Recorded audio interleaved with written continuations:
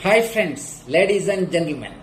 Today we are going to discuss a deeply significant and crucial issue of contemporary India, that is hate speech, the menace of hate speech in the light of a recent judgment of Supreme Court of India.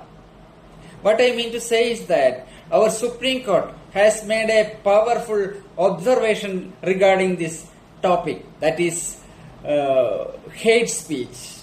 The Supreme Court bench, comprising of Justice Vikram Nath and Justice Sandeep Mehta, has emphasized that public figures must restrain from making hate speeches in a society like India, in a diverse society like India, as hate speeches corrodes the constitutional values of harmony, social and communal harmony and fraternity.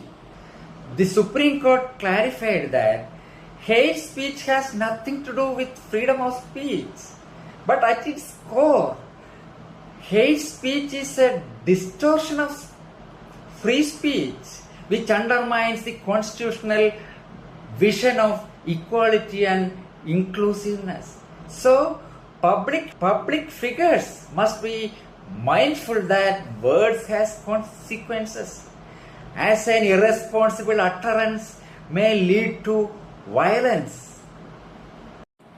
Supreme Court reminded that India's constitution is built upon the values like fraternity, secularism, pluralism, dignity of individuals.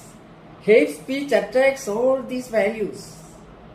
It makes a binary like us versus them mindset, which divides the society along the lines of religion, caste, ethnicity, and all. Actually, hate speech has no protection under Constitution. It is a harmful expression. The Supreme Court was considering a public interest litigation submitted by Mr.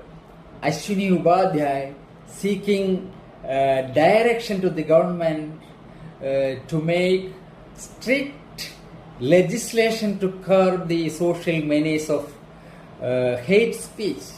However, the Supreme Court declined to give such direction for any new legislation to curb the hate speech. The Supreme Court clarified that there is no legal vacuum in dealing with hate speech. Existing laws are sufficient. The problem is not the absence of law, but weak enforcement, delay in police action, lack of accountability, and selective application of law, which allows the menace of hate speech to flourish. So, my dear friends, I am not intending to prolong this speech, and before concluding, I would add some words in the light of powerful and insightful observations of our Supreme Court, that everybody who loves our nation must restrain themselves from making hate speeches and raise their voices against such harmful hate speeches. Thank you.